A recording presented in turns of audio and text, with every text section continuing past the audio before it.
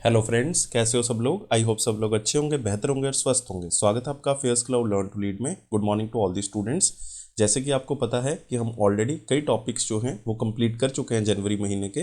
तो आज हम एक टॉपिक बहुत ही इंपॉर्टेंट डिस्कस करने वाले हैं, जो कि है गवर्नमेंट स्कीम्स, इंडेक्स और कमेटी एंड मीटिंग। मतलब आज हम एक टॉपिक नहीं, आज हम कितने टॉपिक्स कवर करेंगे, 3 टॉपिक्स कवर करेंगे, क्योंकि क्वेश्चन बहुत ही कम है इसमें। लाइक गवर्नमेंट स्कीम्स में टोटल 4 क्वेश्चन है, इंडेक्स में टोटल एक ही क्वेश्चन है और कमेटी एंड मीटिंग में भी एक ही क्वेश्चन है। मतलब टोटल 6 क्वेश्चंस को हम कवर करेंगे।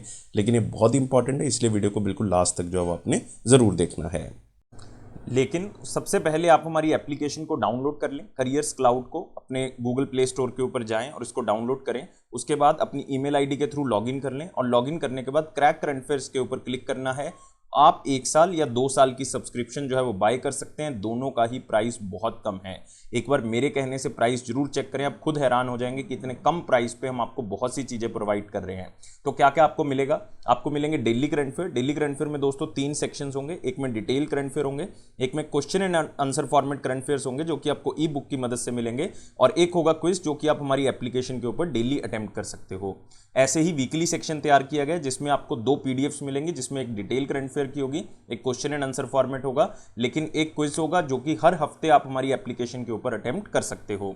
नेक्स्ट होगा मंथली सेक्शन। इसमें 4 तरह की पीडीएफ्स मिलेंगे जो कि अलग अलग तरह से आप यूटिलाइज कर सकते हो। जैसे कि स्टडी पीडीएफ है, ये डिटेल करंट अफेयर है जिसमें आपको थ्योरेटिकल करंट अफेयर मिल जाएगा।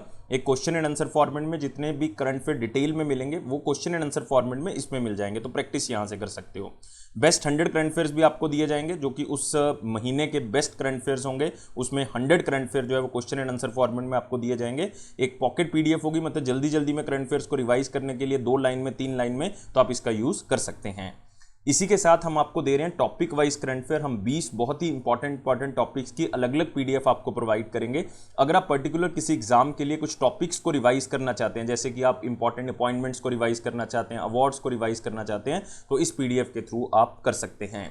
अगर आप बैंकिंग स्टूडेंट है, बैंकिंग एग्जाम की तैयारी कर रहे हैं, तो हम आपको 3 अलग चीजें प्रोवाइड करेंगे, जिसमें बैंकिंग एंड इकोनॉमी से रिलेटेड डिटेल करंट अफेयर, उसी से related question and answer format current affair आपको पीडीएफ में मिल जाएगा, और बैंकिंग एंड इकोनॉमी का क्विज भी आप अटेम्प्ट कर सकते हो। हर महीने अटेम्प्ट कर सकते हो हमारी एप्लीकेशन के ऊपर। और अगर जितना भी करंट अफेयर अभी तक हो चुका है, जैसे मान लो आपका एग्जाम जो है वो 30 मई को है, तो 29 मई तक जितना भी करंट अफेयर हो चुका है वो सारा का सारा एक ही पीडीएफ से रिवाइज करने के लिए उसी साल का आप एग्जाम पीडीएफ का यूज कर सकते हैं। आपको डिटेल में बजट और इकोनॉमिक सर्वे दिया जाएगा। इसमें आपको 2 चीजें मिलेंगी, एक तो डिटेल, एक क्वेश्चन एंड आंसर फॉर्मेट में भी हम आपको बताएंगे कि कौन कौन से क्वेश्चन बजट और इकोनॉमिक सर्वे से बनाए जा सकते हैं। और अगर आप किसी भी स्टेट एग्जाम की तैयारी कर रहे हैं तो हम आपको हर स्टेट का, हर यूनियन टेरिटरी का करंट अफेयर भी अलग से प्रोवाइड करते हैं। तो ये सारी चीजें दोस्तों अलग अलग नहीं, सिर्फ एक ही सब्सक्रिप्शन में आपको मिलेंगी। सिर्फ आप हमारी एप्लीकेशन को डाउनलोड करें, क्रैक करंट अफेयर्स के ऊपर क्लिक करके उसको सब्सक्राइब करें। उसके बाद जो है वो आप 10% एक्स्ट्रा डिस्काउंट भी ले सकते हो। वो मिलेगा आपको अगर आप इस कोड का यूज करोगे ASH10 का। लेकिन किसी भी तरह की क्वेरी है तो इस ईमेल आईडी पे हमें मेल कर सकते हैं, इस नंबर पे हमें कांटेक्ट भी कर सकते हैं। तो स्टार्ट करते हैं जनवरी महीने के टॉपिक वाइज करंट अफेयर, जिसमें हम 3 टॉपिक को कवर करेंगे, गवर्नमेंट स्कीम्स को, इंडेक्स को और कमेटी एंड मीटिंग को। जिसमें पहला टॉपिक हमारे पास क्या है, गवर्नमेंट स्कीम्स। वो स्कीम्स जो जनवरी महीने के अंदर रिलीज की गई हैं 2023 में, उसको हम डिस्कस करेंगे। जिसमें हमारा पहला क्वेश्चन है, जनवरी 2023 में गवर्नमेंट ऑफ इंडिया ने एक नई इंटीग्रेटेड फूड सिक्योरिटी स्कीम को स्टार्ट किया, जिसमें फ्री फूड ग्रेन्स जो हैं वो दिए जाएंगे। और लगभग कितने लोगों को इसका लाभ मिलेगा, 81 करोड़, मतलब 81.35 करोड़ बेनिफिशरीज को इसका लाभ मिलेगा। और ये नेशनल फूड सिक्योरिटी एक्ट के अंतर्गत जो है वो लाया गया है। क्या आपको पता है कि नेशनल फूड सिक्योरिटी एक्ट जो है वो कौन से ईयर में पास किया गया है? नेशनल फूड सिक्योरिटी एक्ट को पास किया गया है 2013 में। तो आंसर यहाँ से क्लियर है, क्या होगा, 1 होगा। तो याद रखना है, ministry of consumer affairs, food and public distribution की तरफ से इस स्कीम के अंदर ये पूरा डाटा दिया गया है कि पूरा का पूरा जो फूड ग्रेन्स को डिस्ट्रीब्यूट किया जाएगा वो लगभग इतने लोगों को, मतलब लगभग 80 करोड़ से ज़्यादा लोगों को इसका लाभ जो है वो मिलने वाला है। और इसको नेशनल फूड सिक्योरिटी एक्ट के अंतर्गत जो है वो लाया गया है।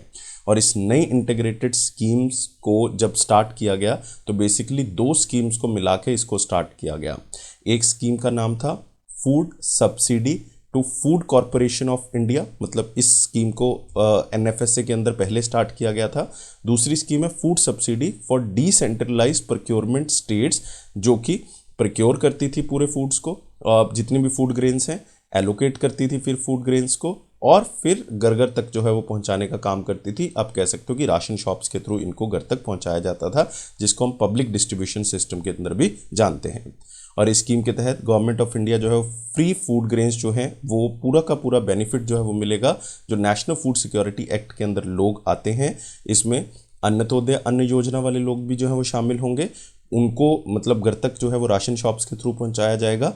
और ये पूरा का पूरा जो सिस्टम है ये पीडीएस के अंदर तो ले आए हैं, लेकिन सरकार ने कहा है कि हम जो फेयर प्राइस शॉप्स हैं, जो राशन शॉप्स हैं, जो डिपो हैं, उनको भी बढ़ाएंगे। और ये पूरे इंडिया में लगभग कितने हो जाएंगे, 5.33 लाख जो है वो फेयर प्राइस शॉप्स के थ्रू इनको डिस्ट्रीब्यूट किया जाएगा। तो अपने याद रखना है, ये बहुत इंपॉर्टेंट है, आपको पूछा जा सकता है कि नेशनल फूड सिक्योरिटी एक्ट वैसे ही जनरल क्वेश्चन बन सकता है कि किस ईयर में पास हुआ था। अगले क्वेश्चन के ऊपर आते हैं। उस स्टेट का नाम बताना है जिसने 30 शेयर्ड स्कूल बस सिस्टम और एक एग्रीकल्चर रिस्पांस व्हीकल स्कीम जो है वो बेसिकली स्टार्ट की है। एग्रीकल्चर रिस्पांस व्हीकल का बेसिकली मतलब है कि एक मोबिलिटी चलेगी, मतलब आप कह सकते हो कि एक व्हीकल जो है वो स्पेशली बनाया गया है जो कि अलग अलग गाँव में जाके जो है वो बेसिकली चेक करेगा कि एग्रीकल्चर को किस तरह से हमने प्रोडक्टिव बनाना है। और 30 शेयर्ड स्कूल बस सिस्टम का बेसिकली मतलब है कि हमने जो शिलोंग का एरिया है उसको हमने डीकंजेस्ट करना है, मतलब ट्रैफिक बहुत बढ़ गया है, जिसके कारण ये शेयर्ड स्कूल बस सिस्टम चलाया गया, जिसमें जो स्कूल के बच्चे हैं वो भी ट्रैवल कर सकते हैं और साथ ही साथ जो है वो आम लोग हैं वो भी उस बसेस में ट्रैवल कर सकते हैं, ताकि हम किसी तरह से ट्रैफिक को कम कर सकें। और ये स्टेट हमारे पास कौन से, मेघालय, क्योंकि हमने बात की थी किसकी, शिलोंग की। तो अपने याद रखना है इस स्कीम को लॉन्च किसने किया, चीफ मिनिस्टर ने। और चीफ मिनिस्टर कौन है, कोनार्ड के संगमा जी, जिन्होंने 30 शेयर्ड स्कूल बस सिस्टम को स्टार्ट किया और साथ ही साथ कहा कि जो प्राइम टूरिस्ट व्हीकल हैं उसके तौर पे ये शेयर्ड स्कूल बस सिस्टम जो है वो काम करेगा। और एक एग्रीकल्चर रिस्पांस व्हीकल स्कीम जो है वो स्टार्ट की है। ये स्पेशली एक फंक्शन जो है वो ऑर्गेनाइज किया गया था शिलोंग के अंदर, वहाँ पे इसको स्टार्ट किया गया। तो बसेस जो हैं वो sustainable transport and efficient mobility society के अंदर जो है वो स्टार्ट किया गया, जिसको हम स्टेम्स के नाम से जानते हैं। ये स्टेम प्रोग्राम जो है मेघालय की तरफ से स्टार्ट किया गया था, जिसका मेन मकसद यही है कि शिलोंग खास करके एरिया के अंदर जो ट्रैफिक है उसकी समस्या को दूर किया जा सके। और इसमें पैसेंजर इंफॉर्मेशन सिस्टम होगा, मतलब सामने जो है वो एक एलईडी लगी होगी, उसमें पूरा का पूरा रूट जो है वो डिस्प्ले होगा, जीपीएस इनेबल्ड होगा, रियल टाइम ट्रैकिंग की जा सकती है, मतलब किसी भी तरह की कोई भी प्रॉब्लम जो है बेसिकली नहीं आएगी। अगले क्वेश्चन के ऊपर आते हैं। उस स्कीम का नाम बताना है जिसको रिसेंटली डिसकंटिन्यू कर दिया है मिनिस्ट्री ऑफ माइनॉरिटी अफेयर्स की तरफ से। डिसकंटिन्यू हो गई है, मतलब अब ये स्कीम जो है वो काम नहीं कर रही है। और इस स्कीम का नाम क्या है, पढ़ो प्रदेश स्कीम। तो आंसर क्या होगा इसका, 4 होगा। बेसिकली पढ़ो प्रदेश स्कीम को जो लॉन्च किया गया था वो जून 2006 में इसको लॉन्च किया गया था। और ये प्राइम मिनिस्टर के 15 पॉइंट प्रोग्राम के अंदर था, जो कि डॉक्टर मनमोहन सिंह जी ने उस टाइम पीरियड पे स्टार्ट किए थे 2006 में। और इसका मेन ऑब्जेक्टिव क्या था, इस स्कीम के अंतर्गत अगर कोई भी वीकर सेक्शन का बच्चा है, मतलब कोई माइनॉरिटी का बच्चा है, कोई माइनॉरिटी कम्युनिटी का बच्चा है, वो अगर बाहर पढ़ना चाहता है और वो एजुकेशन लोन ले रहा है, तो उस पर जो इंटरेस्ट लगना है उसमें कुछ इंटरेस्ट सरकार पे करेगी, मतलब उसमें सरकार जो है वो सब्सिडी प्रदान करेगी। मान लो 10% इंटरेस्ट है, तो सरकार ने कहा, जस्ट एग्जाम्पल है, कि 4% जो है वो सरकार पे करेंगे, मतलब मिनिस्ट्री ऑफ माइनॉरिटी अफेयर्स पे करेंगे, और 6% जो है बेसिकली वो लोग खुद पे करेंगे। तो इसमें उनको राहत मिल जाएगी और वो बाहर जाके जो है वो पढ़ सकते हैं। तो मेन ऑब्जेक्टिव तो यही था कि जो मेरिटोरियस स्टूडेंट्स हैं, जो पढ़ने वाले बच्चे हैं, तो उनको किसी भी तरह की कोई प्रॉब्लम ना आए, तो इकोनॉमिकली वीकर सेक्शन जो माइनॉरिटी कम्युनिटी का है तो वो भी जो है वो अच्छी शिक्षा ले सके। तो इसलिए स्कीम को स्टार्ट किया गया था, लेकिन बेनिफिट जो है वो मिल चुका है, क्योंकि जो पार्टनर बैंक था वो कौन था, कैनरा बैंक था। तो कैनरा बैंक का एक डाटा है कि फाइनेंशियल ईयर 21 में ही, फाइनेंशियल ईयर 21 मतलब 20-21 में बहुत से लोग जो है वो बाहर गए हैं, लेकिन उस टाइम पे कोविड का भी दौर जो है वो चल रहा था, तो 20.20 करोड़ रुपए जो है वो सरकार ने रीइंबर्स किए हैं, मतलब इतना इंटरेस्ट जो है वो सरकार ने पे किया है। तो खास तौर से याद रखना है पढ़ो प्रदेश स्कीम का क्या लाभ था और किस तरह से थी, कब स्टार्ट की गई थी, और ख़त्म तो आपको पता ही लग गया कि ये 2023 में कर दी गई है। उस स्टेट का नाम बताना है जिसने एक स्कीम को लॉन्च किया है स्पेशली वाटर कंजर्वेशन के तौर पे, मतलब पानी को किसी तरह से बचाया जा सके, और उसके ऊपर टोटल खर्चा जो है वो लगभग किया जाएगा 470 करोड़ रुपए, मतलब एग्जैक्ट अमाउंट आपको दिख रहा है 467.32 करोड़ रुपए जो है वो खर्च किया जाएगा, लेकिन पानी को बचाने का स्पेशली लक्ष्य जो है स्कीम के अंतर्गत रखा गया है। और ये स्कीम स्पेशली स्टार्ट की है किसने? झारखंड ने। तो आंसर क्या होगा इसका? 2 होगा। तो झारखंड के जो एग्रीकल्चर मिनिस्टर हैं बादल पत्रलेख जी, उन्होंने वाटर कंजर्वेशन स्कीम को स्टार्ट किया है, और इसमें टोटल लागत जो है वो लगभग 470 करोड़ रुपए जो है वो लगाई जाएगी, और स्पेशली उन एरियाज़ में जहाँ पे सूखा पड़ जाता है, लाइक 2022 में जिन एरियाज़ में सूखा पड़ा तो वहाँ पे अब ना पड़े, तो इसलिए पानी को बचाने की कोशिश की जा रही है। तो इसमें करेंगे क्या? इसमें कई जगह पे तालाब बनाए जाएंगे, और इन्होंने कहा है कि टोटल जो पॉन्ड मतलब तालाब बनाए जाएंगे वो 2133 तालाब जो है बनाए जाएंगे, 2133 तालाब जो है वो बनाए जाएंगे, और कई जगह पे उनको रेनोवेट भी किया जाएगा, अगर बने हुए हैं तो उनको रेनोवेट भी किया जाएगा। और फिर उन्होंने कहा कि कई तरह के टैंक बनाए जाएंगे, लाइक 2800 के आसपास जो है वो टैंक बनाए जाएंगे, एग्जैक्ट फिगर जो है वो 2795 टैंक्स बनाए जाएंगे ताकि पानी को किसी तरह से स्टोर किया जा सके।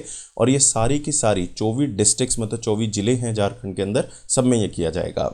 और इवन इन्होंने 184 टैंक का जो नींव पत्थर है जो एग्रीकल्चर मिनिस्टर हैं उन्होंने रख भी दिया है, और 71 पॉन्ड 71 जो तालाब हैं उनका भी नींव पत्थर जो है वो रख दिया कि किसी तरह से उनको रेनोवेट किया जा सके। तो सरकार ने मतलब कई तरह की लाइक एप्लीकेशंस रिसीव किए हैं इसके लिए, कि मतलब अलग अलग ऑर्गेनाइजेशन से कि हम जो हैं वो इस चीज़ के अंदर सहयोग भी करना चाहते हैं, और काफ़ी फंडिंग जो है वो सरकार को इसके अंदर की गई है। तो बहुत ही अच्छा रिस्पांस इस स्कीम का है, और झारखंड को सूखा रहित बनाने के लिए बेसिकली ये लक्ष्य जो है वो रखा गया कि पानी को हमने बचाना है। अब आते हैं अगले टॉपिक के ऊपर। अगला टॉपिक हमारा है कमेटी एंड मीटिंग, लेकिन इसमें एक ही क्वेश्चन जनरली हम कवर करेंगे कमेटी एंड मीटिंग के अंदर।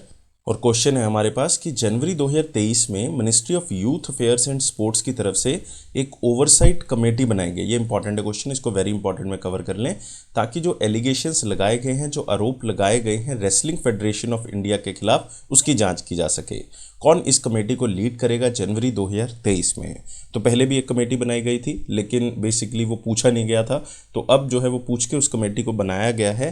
तो ये committee ministry of youth affairs and sports की तरफ से बनाई गई है। ओवरसाइट कमेटी जो है वो इसका नाम जो है वो दिया गया है, और खेल रत्न अवॉर्डी हैं MC मैरी कॉम जो इसकी चेयरमैन बनाई गई हैं। तो आंसर क्या होगा इसका? 1 होगा। और athlete commission of India Olympic association जो है वो MC मैरी कॉम रही हैं, चेयरपर्सन है उनकी। और ये पूरी की पूरी एलिगेशन देखेंगे, जो आरोप लगाया गया है कि लड़कियों के साथ सेक्सुअल मिसकंडक्ट जो है वो किया जाता है, तो उस आरोपों को जो है वो अब साबित करना है इस ओवरसाइट कमेटी ने, क्योंकि बहुत ही कंट्रोवर्शियल ये रहा है, खास करके हरियाणा के अंदर ये बहुत ही लाइक बड़े लेवल पे इसका प्रदर्शन जो है वो किया गया था, और रेसलिंग फेडरेशन ऑफ इंडिया के खिलाफ जो है वो ये प्रदर्शन किया जा रहा है। और इसमें कई स्पोर्ट्स पर्सनैलिटी जो है वो शामिल की गई हैं, और इस ओवरसाइट कमेटी ने पूरी इंक्वायरी जो है वो 4 हफ्तों के अंदर अंदर कंप्लीट करनी है, मतलब लगभग 1 महीने के अंदर इस इंक्वायरी को कंप्लीट करना है। और इस इंक्वायरी के दौरान जो डेली के डेली वो अपना काम करेंगे, वो भी जो है बताया जाएगा कि किस तरह की एडमिनिस्ट्रेशन जो है वो रेसलिंग फेडरेशन ऑफ इंडिया में हो रही है, और क्या क्या काम जो है वो उसके अंदर किए जा रहे हैं। तो कमेटी अपनी रिपोर्ट सौंपेगी, फिर देखा जाएगा कि रेसलिंग फेडरेशन ऑफ इंडिया को बंद करना है, नए बंदे अपॉइंट करने हैं, या किस तरह से काम करना है। तो एक ही क्वेश्चन हमने इंडेक्स के अंदर कवर करना है, बहुत ही इंपॉर्टेंट है, लेकिन क्वेश्चन को आप very important even most important में भी आप शामिल कर सकते हैं। तो एक बार पढ़ लेते हैं कि एक्चुअल में क्वेश्चन है क्या। कौन सी स्टेटमेंट जो है वो सही नहीं है with respect to the Indian institutional ranking framework ranking 2023 released in January 2023। तो Indian institutional ranking framework IIRF की तरफ से इंस्टीट्यूट्स को रैंक किया गया है, तो जनवरी में इसकी रैंकिंग जो है वो आई है। तो देखते हैं कि कौन सी बात जो है वो इसमें से सही नहीं है। IIM Indian institute of management Bengaluru जो है वो फर्स्ट रैंक पे आया है गवर्नमेंट कॉलेजेस के अंदर, और for the master of business administration courses के अंदर, और दूसरा स्थान इसमें आया है IIM कलकत्ता का। तो MBA कॉलेजेस के अंदर जो गवर्नमेंट कॉलेजेस हैं जो MBA करवाते हैं, तो उसमें सबसे बेहतर कॉलेज जो है वो IIM बेंगलुरु आया है। ये बात यहाँ पे गलत है, क्योंकि ये IIM बेंगलुरु नहीं है, इसमें ये है IIM अहमदाबाद। ये आपने याद रखना है, IIM अहमदाबाद गुजरात के अंदर ये टॉप गवर्नमेंट कॉलेज है इंडिया का जो MBA करवाता है। और इसमें आपने याद रखना है कि दूसरा स्थान किसका है, IIM बेंगलुरु का है। दूसरा स्थान इसमें IIM बेंगलुरु का है। तीसरा स्थान जो है वो IIM कलकत्ता का है या कोलकाता का है। ये आपने याद रखना है कि पहला स्थान अहमदाबाद, दूसरा बेंगलुरु, तीसरा जो है वो कलकत्ता का है। मतलब टॉप 3 कॉलेजेस हैं जो कि 2022 में भी सेम ही थे, 2023 में भी रैंकिंग में सेम ही है। तो पहली स्टेटमेंट क्या हो जाती है, गलत हो जाती है। और सबसे इंपॉर्टेंट स्टेटमेंट यही है, लंदन स्कूल ऑफ बिजनेस जो यूनाइटेड किंगडम के अंदर वो टॉप करता है बिजनेस स्कूल्स के अंदर पूरे वर्ल्ड में। इसमें दूसरा स्थान जो है वो वॉर्टन यूनिवर्सिटी का है जो कि पेनिसिल्वेनिया में है और ये USA में स्थित है। तो इसका मतलब ये स्टेटमेंट तो सही है, लेकिन आपने याद रखना है लंदन स्कूल ऑफ बिजनेस जो है ये MBA कॉलेजेस में सबसे टॉप पे है पूरे वर्ल्ड में, जो कि UK में स्थित है। तीसरा है Xavier labour relations institute Jharkhand, जिसका पहला रैंक है प्राइवेट कॉलेजेस के अंदर। मतलब इन जो हम मैनेजमेंट की बात कर रहे हैं, जो बिजनेस एडमिनिस्ट्रेशन की बात कर रहे हैं, उसमें अगर प्राइवेट कॉलेजेस को देखें तो जेवियर लेबर रिलेशन इंस्टीट्यूट जो है वो इंडिया में पहले रैंक पे है। और दूसरा स्थान इसमें मैनेजमेंट डेवलपमेंट इंस्टीट्यूट है जो कहाँ पे स्थित है, हरियाणा में स्थित है। ये बात भी जो है वो बिल्कुल सही है। मित्तल स्कूल ऑफ बिजनेस जो कि लवली प्रोफेशनल यूनिवर्सिटी का एक पार्ट है, जालंधर में स्थित है, उसकी रैंकिंग बहुत इंप्रूव हो गई है। पहले वो 84 रैंक पे था 2022 में, लेकिन अब 41 रैंक पे आ गया 2023 में प्राइवेट इंस्टीट्यूशन रैंकिंग में। मतलब बिजनेस स्कूल्स में अगर देखा जाए तो मित्तल स्कूल ऑफ बिजनेस जो LPU का है उसने रैंकिंग में काफ़ी बड़ा सुधार जो है वो किया है। तो ये बात भी जो है वो यहाँ पर बिल्कुल सही है। तो ये सारे के सारे पॉइंट जो है वो बिल्कुल सही हैं, और लेकिन एक पॉइंट जो है वो इसमें से गलत है, ये वाला पॉइंट जो है वो इसमें गलत है। तो याद रखना है आंसर क्या होगा, एक होगा। लेकिन ये मोस्ट इंपॉर्टेंट पॉइंट है, आपको क्वेश्चन यहीं से पूछा जाएगा। सेकंड पॉइंट में भी पूछ सकते हैं, लंदन स्कूल ऑफ बिजनेस, ये पूरे वर्ल्ड लेवल पे पूछ सकते हैं, लेकिन इंडिया के पूछने के चांसेस ज़्यादा हैं। तो ये थे हमारे पास बहुत ही important current affair. I think video आपको अच्छा लगा होगा, तो वीडियो को लाइक करें, शेयर करें और चैनल को अभी के अभी सब्सक्राइब कर लें। आप हमारे हर प्लेटफॉर्म को ज्वाइन कर सकते हैं, फेसबुक है, इंस्टाग्राम है, लिंक्डइन है, टेलीग्राम चैनल है, लेकिन हर नोटिफिकेशन आपको मिलेगी टेलीग्राम चैनल पे, तो इसका लिंक डिस्क्रिप्शन बॉक्स में दिया हुआ, वहाँ से ज्वाइन करें। Thank you guys, take care and bye bye.